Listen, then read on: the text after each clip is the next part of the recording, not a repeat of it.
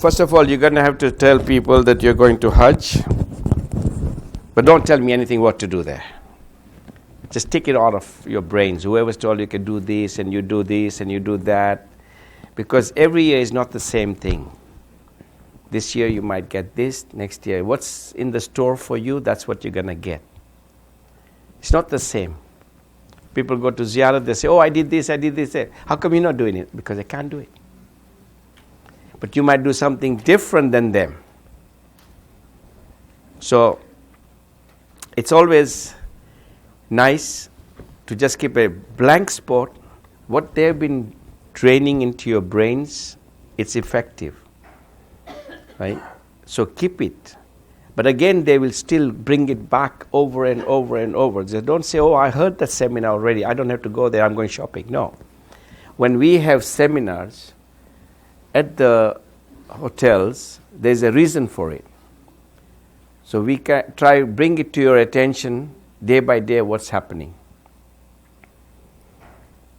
There's a couple of things that I just looked it over. I might be repeating it, but I might not be repeating it. But it's effective.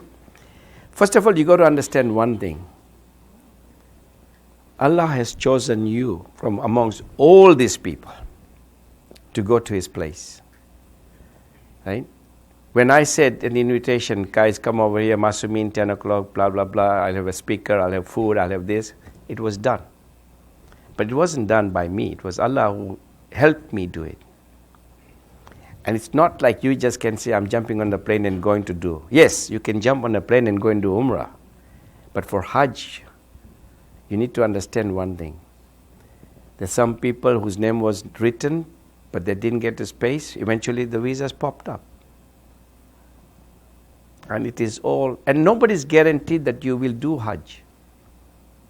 Right? You're giving us mega bucks for guarantee? No, there's no guarantee. We will try and accommodate as much as we can. Right? I know some people who come to Medina and gone home. For Hajj, they came to Medina, they had to go home. So, be thankful every step of the way. Thank you, God. Thank you for bringing me here. Thank you for giving me this. Thank you for this. You know.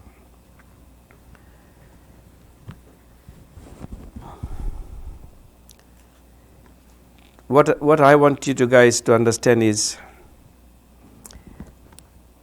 you will be mingling to each other. You know Sabira Megji by now. Or if you don't know, you need to know her.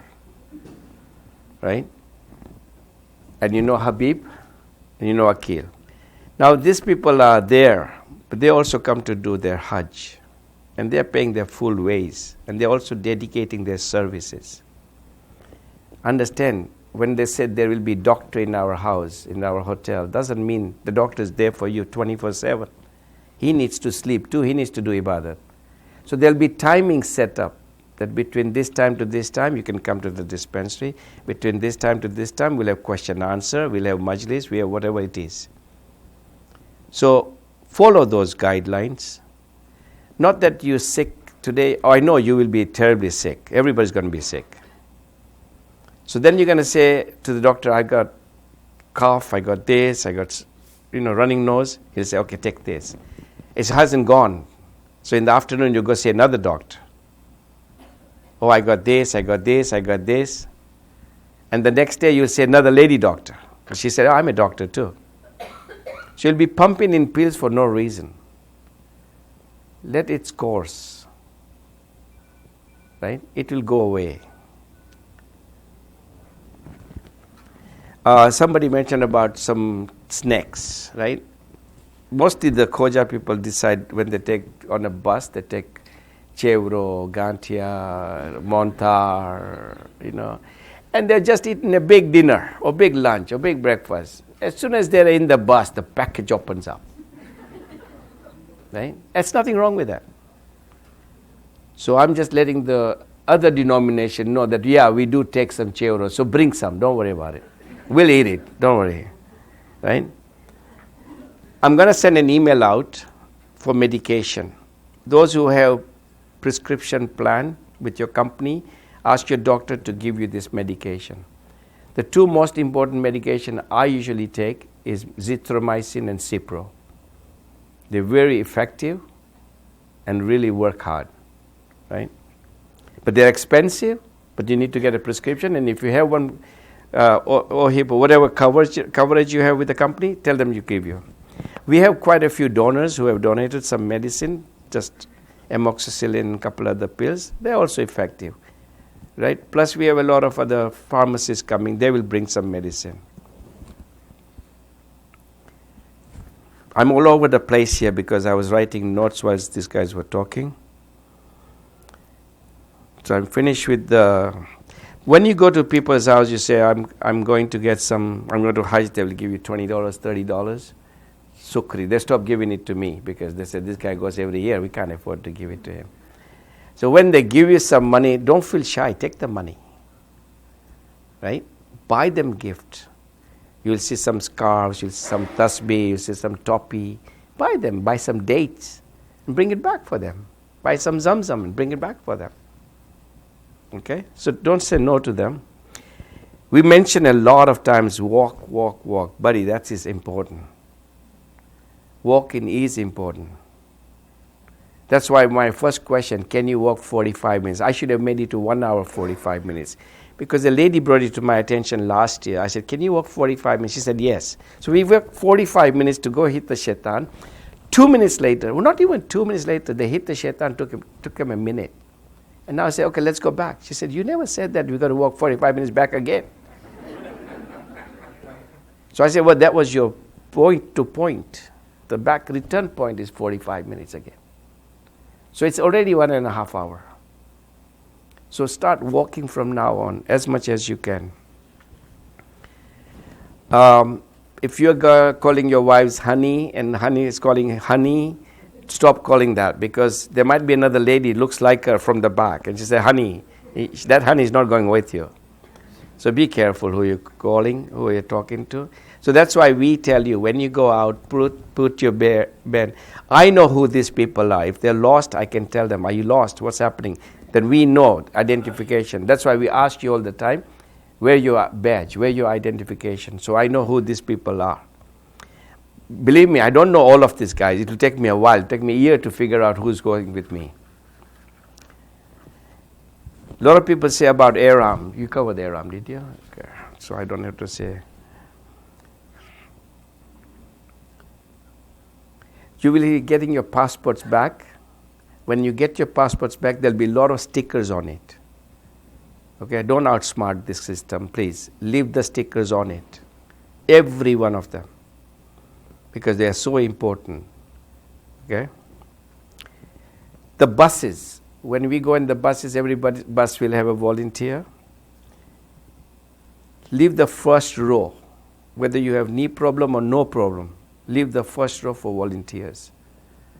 Because these people will sit and will talk to the drivers what to do, what not to do. All right? Rooms in Makkah and Medina, right? We already explained to you. I think they also brought it to your attention. Medina is huge, Makkah is small, and then it starts getting smaller and smaller and smaller, right? When a guy says, I got a sleeping bag, I want to put it in Arafat, he puts out a sleeping bag. That's like a king-size bed. You don't need that. You know, you just want to sleep comfortably, that's it. When you go to Mina, you don't even get that much. You get this musalla, this is the size of bed you get. You don't turn right, turn left, just look face up, that's it. So the more you accommodate other people, the more Allah is watching you. And He's talking to the shaitan. He said, see that's my banda. I told you that he's going to do good things in life. And he's doing it. And that's the only concept that you got to have. Help one another. Doesn't matter what denomination you have. You have a bottle of water, you see a lady on the road, give it to her.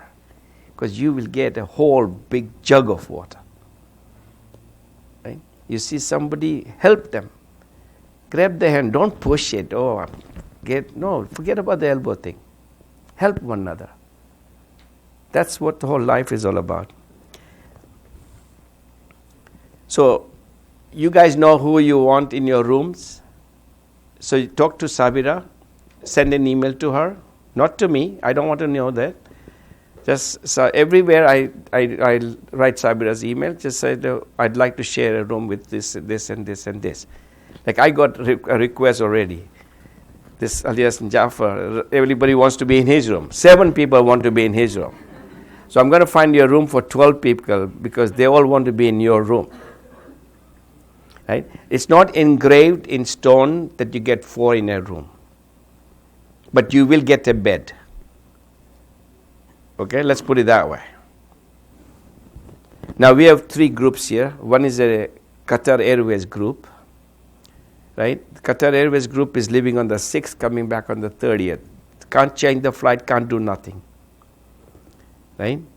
And they know already who they are.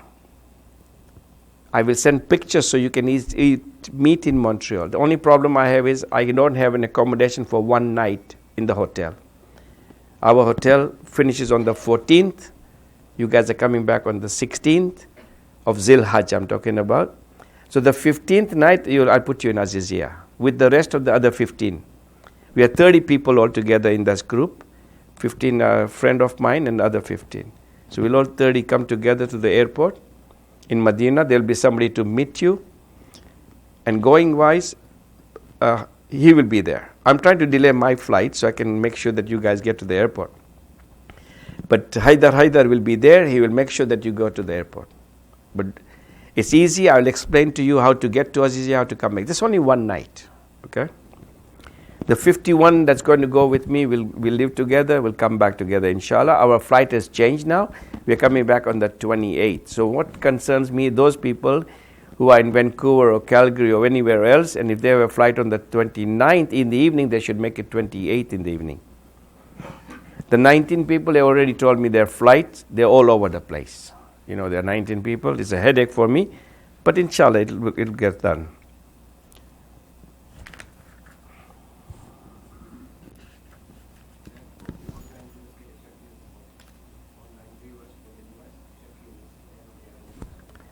Yeah, for anybody who's going with Shakil has his tickets already done now, by now.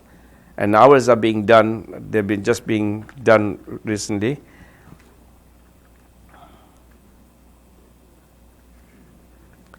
That's about it. Is there any question that you'd like to ask me? Feel free. Bless you. Oh, there's one thing I forgot. Sorry. The T-shirt for men, right? When you wear T-shirts, so make sure you have long sleeves or at least half decent size and it's long enough, right? Not a short T-shirt, because that's your hijab too. And the ladies always, when you are outside, be in hijab. And in the lobbies when you're there, when I'm using my Wi-Fi, I don't want you to switch on your Wi-Fi because it's important. I have a lot of business deals going on. I'm a retired guy, but a lot of business going on. That's a joke, okay? You can use the Wi-Fi if you can get away with it. Okay, I think I covered everything. You had a question, sir? You mentioned that the ladies will go at night, and then we will go at daytime. You want to answer? So, are these ladies going to be accompanied by some man or whatever? Yeah, the ladies will be accompanied by the volunteers. I'll get a kill in here because I'm still learning about how to do Hajj.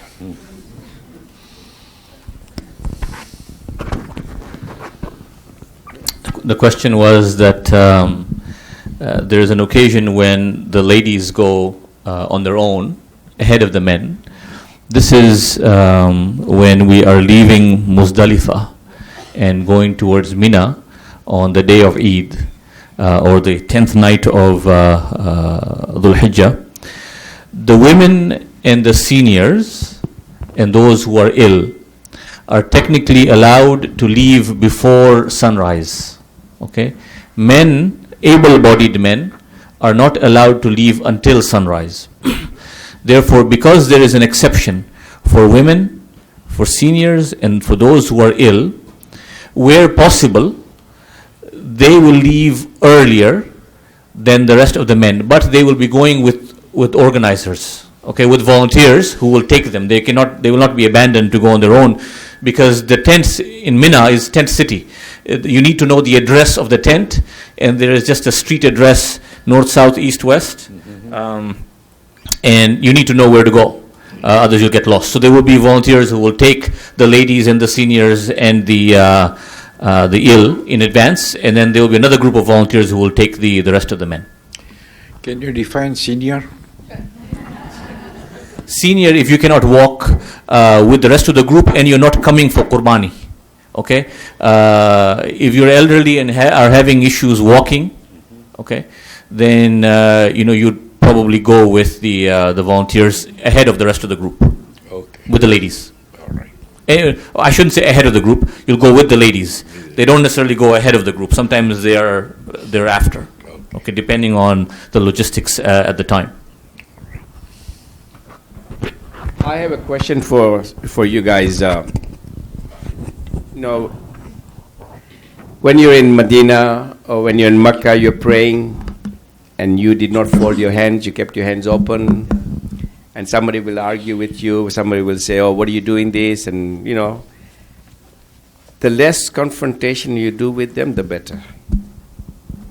Right? You don't want to keep your more there, or you don't want to take it with you. You want to try to get the tiles and try to have less confrontation. You go to Jantal Baki or anywhere you go to, you don't need to be so loud and vocal about your ziyarah. Do it inside, because they don't like it. And why get into an unnecessary hassle with them? There's another thing also to my attention. Let's say, what happens if you're going to Jamarat? That's why we say go together. Supposing you're lost or whatever it is, or maybe a small group got away with it, and you end up on the second floor. Our mazhab does not allow us to do it. But you can't back out. So what I would do is I run the course. Don't hit the shaitan. Just keep on going.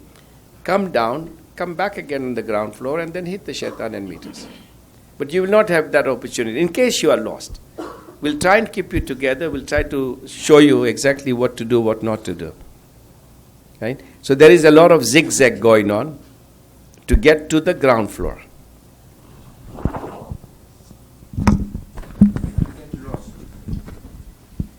Call 911. When you get lost, what do you do, I guess? Is that the question? So this is the reason why you've heard a bunch of times, have your ID with you, and you will be given a wristband with a local phone number. That local phone number belongs to Sheikh Mustafa Jafar, so that you stop any policeman on the road and you tell him, either if you show him your ID and tell him which hotel, so there'll be business cards that you'll be given for each of the hotels. You show it to him. He may be able to point you in the right direction to get to the hotel. If he doesn't know where the hotel is, because there are lots of hotels and he may not recognize the name, there'll be that phone number which you should always be wearing on your wrist. If he calls that number, there'll be someone who'll be able to converse with him in Arabic and tell him exactly where we are, and then he can point you in the right direction. So it's important to have your ID tag at all times, in case you collapse and you're on your own. This is the reason why you always go together out in partners, so that if one person gets lost, hopefully the other one knows their way. But if you're in pairs, it makes it easier. You have your ID tag and you have a phone number on that wristband.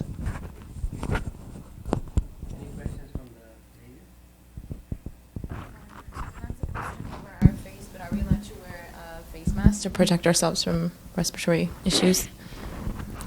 So the question was, you're not allowed to wear cover your face, but are you allowed to wear a mask for respiratory ailments? Mm-hmm. If you have a medical condition that requires you to wear something, that's a different situation, but you cannot wear it preventatively. So you cannot wear it in anticipation of getting ill. No, that's not permitted.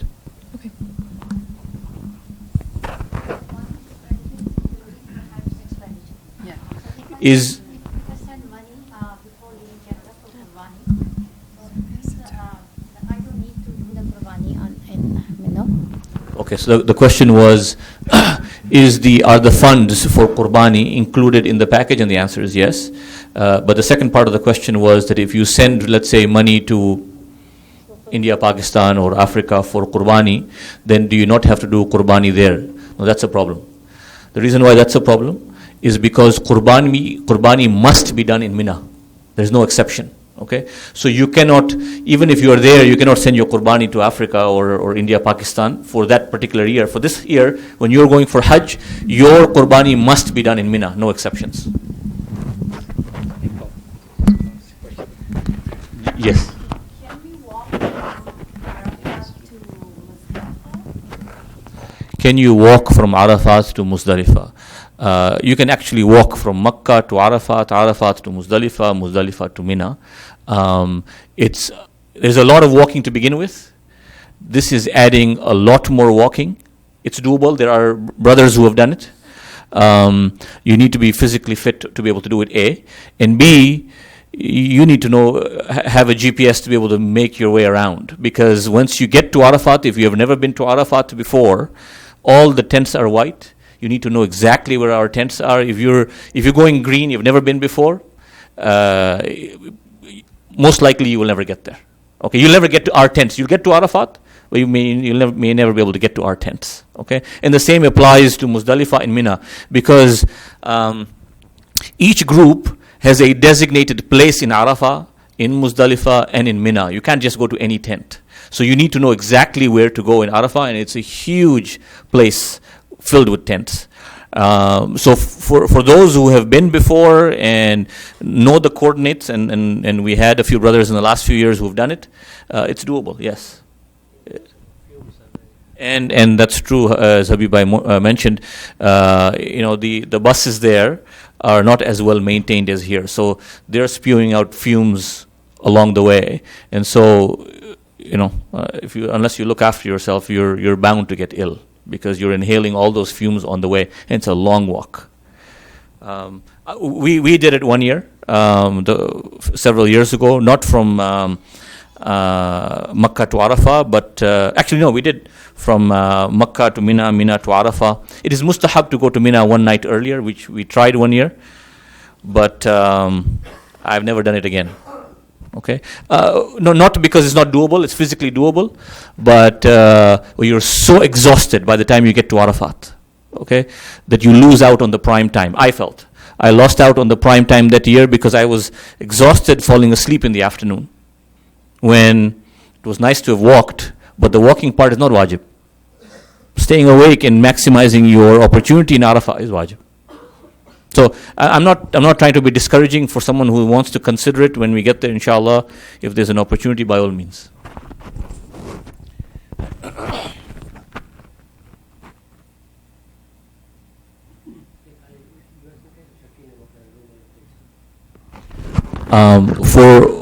For Hujjaj who are joining us online and are from the US, if you have preferences on whom you wish to room with, please send them to Shakil Bhai Virji, please. I think we have a few who would like to share with some Americans, right? No, I think I'm not going to say that. Yes. You have to spend 2 nights, but in between you can go to Mecca. Is the sunnah from the Aimma to go back, or to do it in the end? It's a good question. So the question was that the requirements for Mabit, which is staying in Mina, are to stay half of the 11th night and half of the 12th night in Mina. And the question was, is the seerah of the Aimma to leave in between or to come back in between? I have to check. There are varying traditions. I just want to go back and check. But you have my email address. I can respond to that. From a strictly Shar'an standpoint, either one is okay. You have a question? Sorry, go ahead. Yeah, I have a question about the belt. You said you can tie up with the Ihram. Is that to support Ihram, or is that something like putting your money, or what is the purpose of the belt? So the question, just to repeat, was that for men, you can wear a belt while in the state of Ihram. It can actually be worn for either reason. Okay, during the time of Sayyid al-Khui, we used to hear that you cannot wear a belt to uphold the ihram. Sayyid Sistani does not have such a restriction. Okay, but I can tell you that inshallah we'll have a demonstration of how to wear the ihram. The lower part of the ihram is so secure. Okay, there is really no concern of it falling off. So you shouldn't wear a belt for the sake of holding up the ihram. Okay, if you need to keep some valuables, whether it's a phone or medication or some money, are we giving out those pouches again this year? Okay, so we have small pouches in which you put your name tag. Okay, and there's a zipper section where you can put your phone and you put your valuables, medication. You'll have a backpack. There really isn't a need to wear a belt as such. Okay. Yes. I guess just a logistical question. Do you have the opportunity to preload the tablet with apps and things that will be? No, as you speak right now, they are loading it. It came a little late from China, so it's being loaded right now, and they will bring it to Medina for us, right? And then you'll have Wi-Fi there. You can download things you want to download, but not do it when I'm using the Wi-Fi.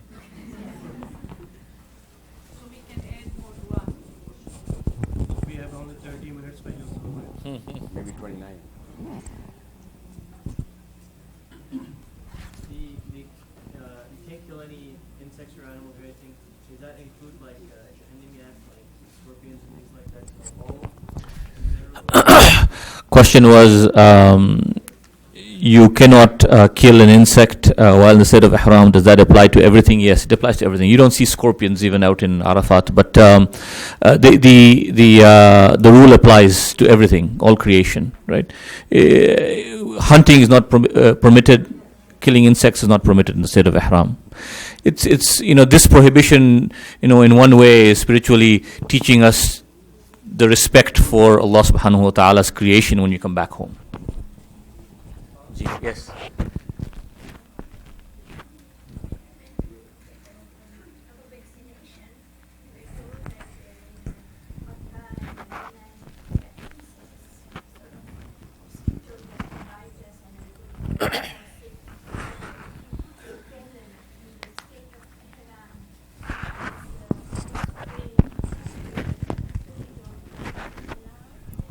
So the question was that when they went for their vaccination, they were told that there are mosquitoes in that part of the world, and can you put some sort of insect repellent on your skin?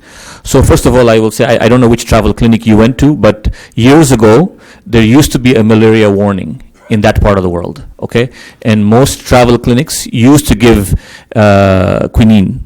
Okay, in the form of pills. And you take it for X number of days prior to the journey, through the journey, and then X number of days after the journey.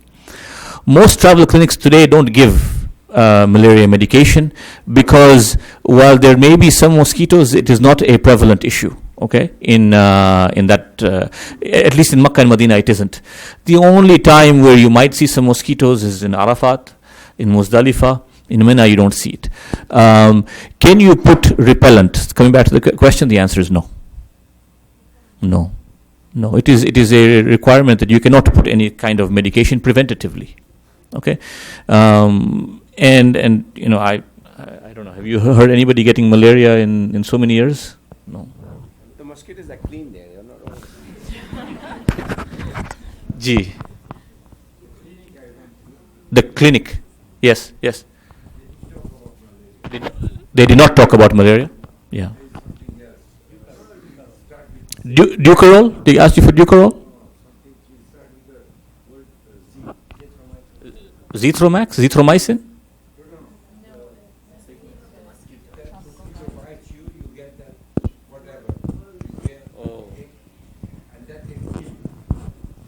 So I don't know which travel clinic. I have not been this year, but in the last few years, I guess it does depend on which clinic you go to. But I can tell you that the World Health Advisory in the last few years has not had any malaria warnings. This year, I don't know.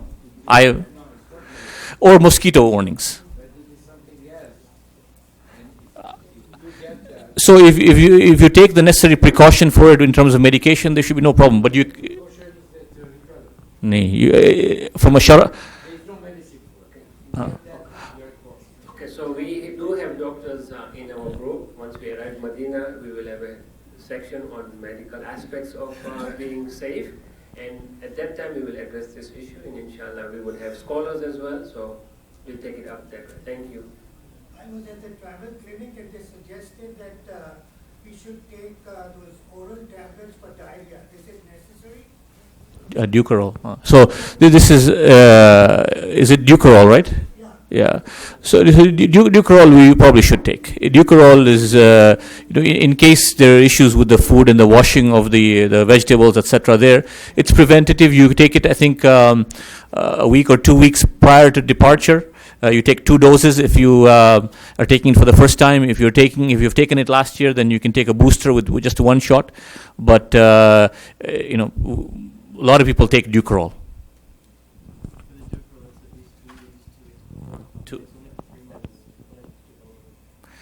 Yeah, actually, the medication says that you can take a booster if you've taken it last year. Within the first 3 months? Okay. So we have a pharmacist here. So he's recommending that you do take Ducarol 2 weeks prior to departure. Okay. He's saying it's not that effective. Yeah. His mother takes it anyways.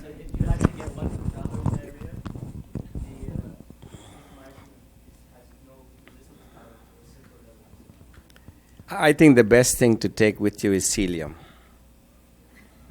Right? It works both ways. It works like when you're diarrhea, it helps you. When you're constipation, it helps you. Just put in the water and drink it. Right? That's the best thing. It's not taking any medication, but it prevents and it helps. I will have some with me if you need it. If this is your first Hajj, could you still perform it for yourself and on behalf of someone else? If this is your first Hajj, can you perform it on behalf of yourself and someone else? No. If this is your first wajib Hajj, you can perform it exclusively for yourself and no other. Now, depending on the number of days that you have left at the end, after all the rituals of Hajj are complete. So let me say one more thing. After Umrah is completed, between Umrah and Hajj, you can perform mustahab tawaf for others. For marhumin, for those who are alive, etc. But only tawaf. And tawaf means 7 times around the Kaaba plus 2 rakat namaz. After the rituals of Hajj are complete, so we come back from Mina on the 12th of Dhul Hijjah. If you have days left, you can do an Umrah Mufrida.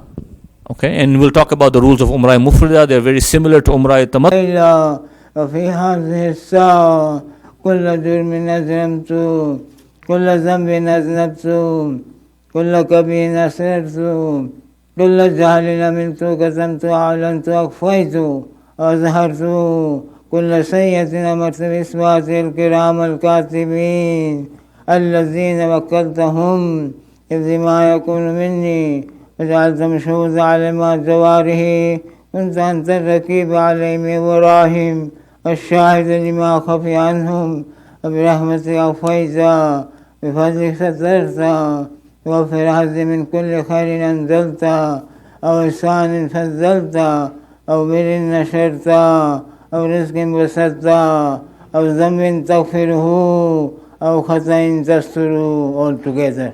يا ربي يا ربي يا رب يا إلهي وسيدي مولا ومالك ركي يا مردي ناصيتي يا عليما بزري مسكنتي يا خبيرا بفقري وفاقتي يا ربي يا ربي يا رب أسألك بحق قدسك وعظم صفاتك وأسمائك أن تجعل الأوقات من الليل والنهار بذكرك معمورا وخدمتك موصولا وما عندك مقبولا إلى حمد حتى تكون أعمالي أورادي كلها وردا واحدا وهذه في خدمتك سرمدا يا سيدي يا من عليه معولي يا من إليه شكرت أهوالي يا ربي يا ربي يا رب قوي على خدمتك جواره